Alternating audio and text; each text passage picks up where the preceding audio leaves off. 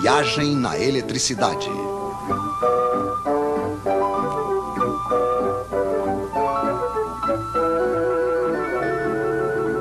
Os Três Mosqueteiros. Agora sabemos o que é a eletricidade. Entre dois fios, liga-se um gerador. Dentro de um dos fios, temos elétrons demais. Dentro do outro, falta. No outro lado dos fios, os elétrons passam através de um receptor desprendendo energia. Isso faz uma corrente de elétrons. É muito simples.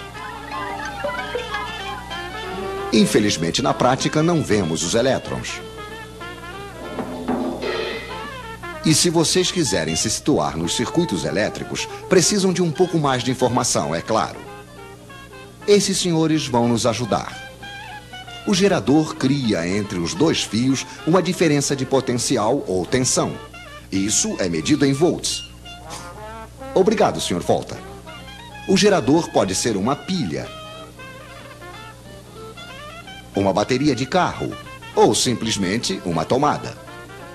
O receptor pode ser uma lâmpada, um ferro de passar, um radiador elétrico, enfim, uma quantidade de aparelhos mais ou menos potentes.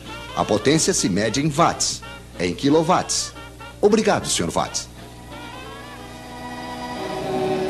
Assim que o receptor é ligado ao gerador, uma corrente passa e não se precisa ser diplomado em eletricidade para compreender que se ligarmos uma lâmpada 2 vezes mais potente, vai passar uma corrente 2 vezes mais intensa. Isso supondo que a quantidade de volts não tenha mudado.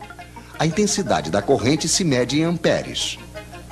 Poderíamos medi-la, é claro, mas não é necessário. Conhecemos a voltagem. Está escrito nas pilhas ou nos contadores. Conhecemos a potência, está escrita nos aparelhos. Basta fazer uma pequena divisão. Intensidade em amperes igual a potência em watts dividido pela tensão em volts. Por exemplo, quanto passa de amperes dentro de um radiador de 1500 watts ligado em uma voltagem de 220 volts? Pois é, passará 1500 dividido por 220, que é igual a 6,8 amperes, se não tivermos errado, é claro.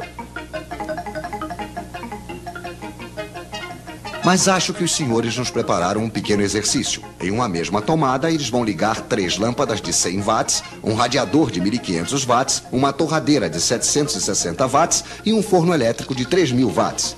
Problema: calculem a intensidade da corrente que vai passar na tomada. Bem, é muito simples. 100 mais 100 mais 100 mais 760 mais 1500 mais 3000. Potência total, 5.560 watts. Dividido pela tensão 220, igual, senhores, igual a 25 amperes.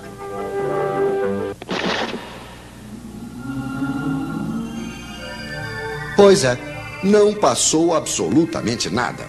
Ou antes, passou tantos amperes que os fios esquentaram, o isolante queimou, a corrente contentíssima, claro, passou diretamente e houve um curto-circuito.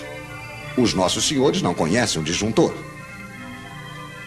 O nosso radiador esquenta por quê?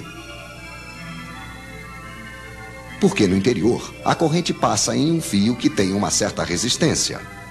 Para a resistência dos receptores, precisamos de um quarto mosqueteiro, o ohm, que se escreve ômega. Obrigado, Sr. Ohm. Poderíamos medir esta resistência, mas também não precisamos, pois é calculada facilmente. Resistência em ohms igual a tensão em volts dividido pela intensidade em amperes. O seu radiador, que deixa passar uma corrente de 6,8 amperes, terá uma resistência de 32 ohms. Mas é realmente interessante saber disso? Sim, pois os fios que vão para o radiador também têm uma certa resistência. Se eles são finos demais, longos demais e estão em péssimo estado, terão a mesma resistência que o radiador e vão desprender o mesmo calor que este, o que será suficiente para fundir o isolante. Moral da história: fiquem atentos para não deixar passar amperes demais em seus fios.